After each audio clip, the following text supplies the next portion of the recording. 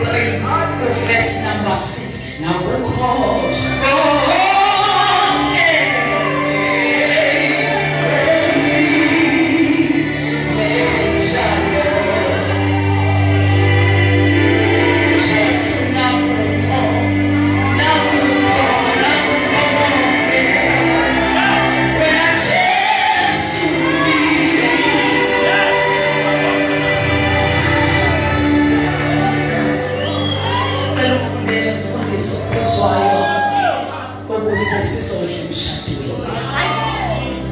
Amahoro 23, verse number 6. Psalms 23, verse number 6. Verse number 6. Yes, sir. Surely, or only goodness. Surely, or only goodness, mercy, and unfailing love shall follow me all the days of my life, and through the land of my days, the house of the Lord, and his presence shall be my dwelling place. The house of the Lord and his presence shall be my dwelling place. Surely goodness and mercy and failing love shall follow me all the days of my life. The city and the house of the Lord and the presence of the Lord shall be my dwelling place forever. Namhlanje mshadweni wakho Mthobisi noXolile ngivumele submit ukuthi bonke abahlala endlini yakhe noma bonke abahlala ebukhoneni bakhe kunegaranti yokuthi okuhle nokusa kuyabalandela insuku zonke, not some of the days, kodwa insuku zonke sokuphila kwabo. uDavide apostolo ubhala leli hubo uzalwe ubaba wakhe nomamakhe kodwa ubaba wakhe akamthandi. uDavide mncane kunabo bonke kubo. Sanibonana emshadweni.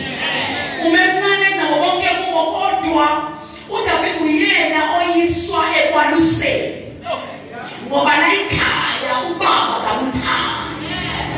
So uye amthume ekwaluseni abadala bahlala endlini kodwa nomncane kumele ayendle ayokwelusa izimvu zikayise.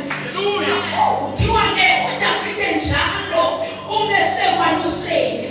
Isystem yokwalusa ngaleso sikhathi kwakuhamba umelusi phambili bese izimvu ilandela ngemuva. Umelusi into ayenzayo ukubheka amadlelo la izimvu kumele ziye khona. Ngamanye amazwi uDavide uma kukhona amabhodlela, uma kukhona amabhere, uma kukhona izingonyama ezingafuna ukubulala izimvu, kumele ziqale ngoDavide ngokuyena umalusi. Sanibonana emshadweni. Nawe iBhayibheli linebhala-ke loDavide levesi esifundayo. loDavide wazi system kamelusi ehamba phambili izimvu ilandele ngemuva. Makaqala leli hubo loDavide uthi uJehova ungumalusi wami. Libhalwa umuntu owazi system uphinde yokwalusa kodwa la umelusi ehamba phambili izimvu zizemuva. Amanye amazwi uDavide uthi uJehova ungumalusi wami. Amanye amazwi uthi uJehova uyena ohamba phambili bese mina ngisa ngemuva. UDavide ubhala leli hubo uke wahlangana nebhere, wahlangana nengonyama, wakudwengula wakubulala. uDavide bengathandwa kwakwakhe. Kuthiwa uma kuqhamuka eqeleni noma endle la la belusa khona uqhamuka izelwane efuna ukubadivawa nokubabulala. Kutho bonke abelusi besilisa babebheka ezintabeni ngoba bamazi ukuthi noma besebeluseni kodwa oyise bamile ezintabeni balinde ukuthi makukhona isilwane esifuna ukubulala abafana babe waluseni besoba bayagijima behlele ngenzansi abafana bakhuphuke kube obaba bazoyokulwa nezilwane kodwa kaDavide babekho abanye babekho uDavide usebaluseni obaba bakusendlini kodwa lo Davide wathi esebaluseni wahlangana nobaba lobele wahlangana nobaba basubonana wahlangana nabo ingakho ethi ngiphakamisela amehlo ami ezintabeni lapho usizo lwami luvela khona bese luvelaphi na bese yakhaza ukuthi olwakhaliveli kobaba benyama kodwa olwakhalivela kuJehova owenzile amasebe sanibonani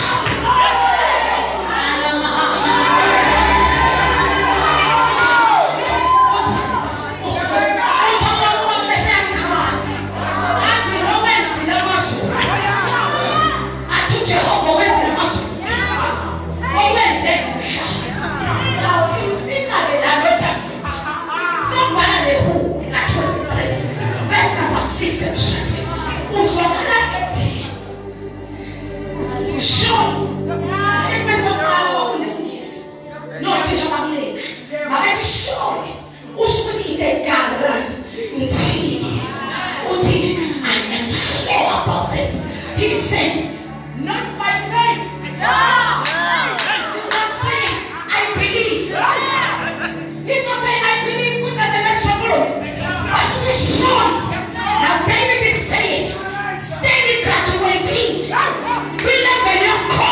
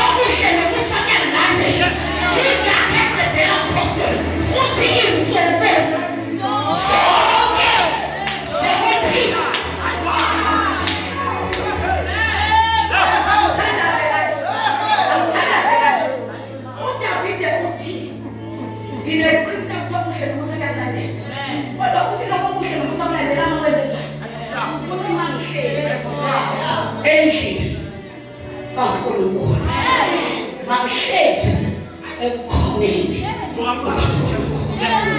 shall dwell in the presence of the Lord, and I shall dwell in the house of the Lord.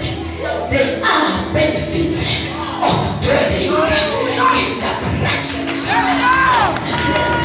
They are benefits of dwelling in the house of the Lord. And yet,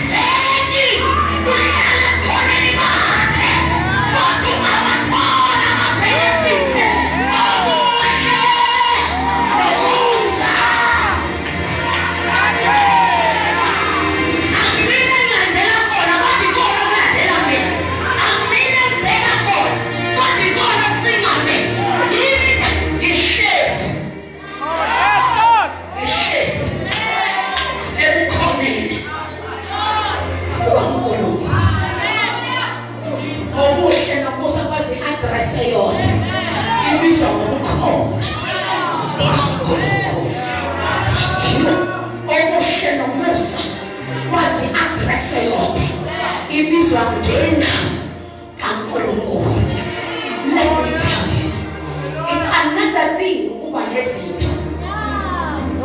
Kodwa enye into ukuba nesibusiso. Esi-attracta okuhle nomusa. Enye into ukwenza i-PhD, ugraduate be-CEO. Kodwa enye into ukuthola i-promotion ngenxa yesibusiso sokuthi ngihlezi ebukhoneni kaNkulunkulu. Ngikhona kaNkulunkulu. Ngibone attract okuhle nomusa. Ngikhuluma nomuntu namhlanje bofuna okuhle. Bofuna umusa. Iyona indawo mayishintsha, ngalilokhetha kuzo zonke indawo. Ungawashintsha njalo ama-address, kodwa ungashintshi i-address yokuhlala ebukhoneni. Promise iqolile.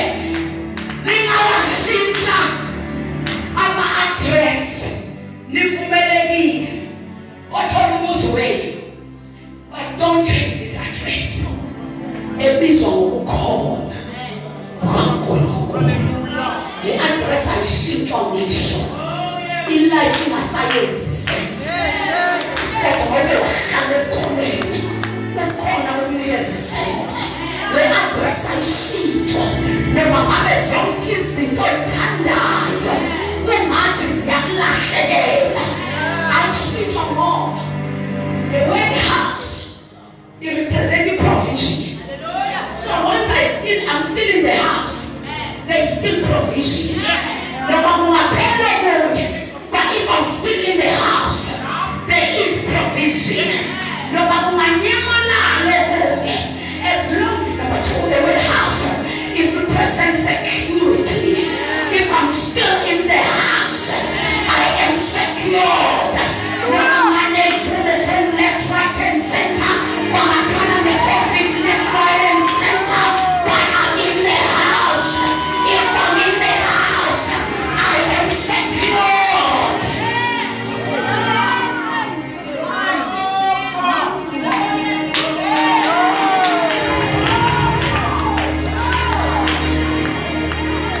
Ungasuki ebukhoneni bakhe. Ungakaze ube sebukhoneni bakhe. Invite. Give yourself a chance. Let me tell you,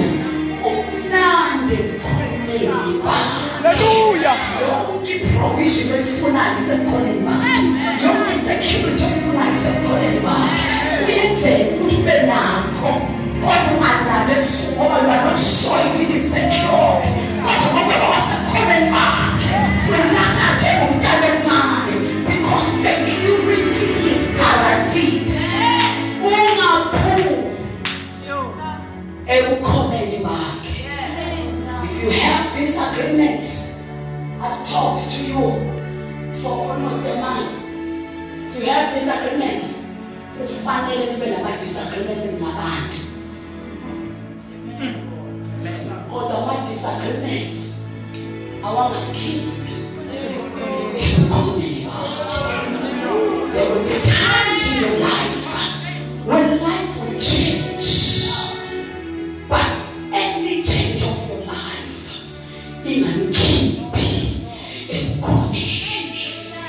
there will be times in your life when people that you used to call friends and live with, when you are distant from them,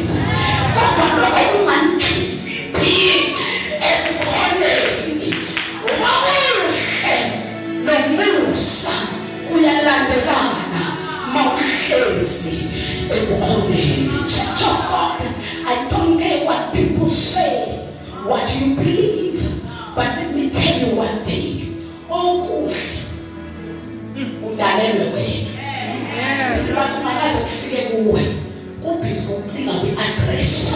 The address ibizwa ngobukhona bukaNkulunkulu. Promotion, the nice business and a good takeover.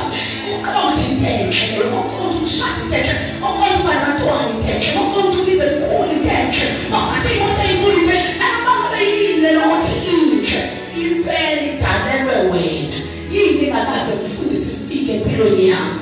It is checking you in the address. The address ibizwa ngobukhona bakhe. God bless you and lift you forever.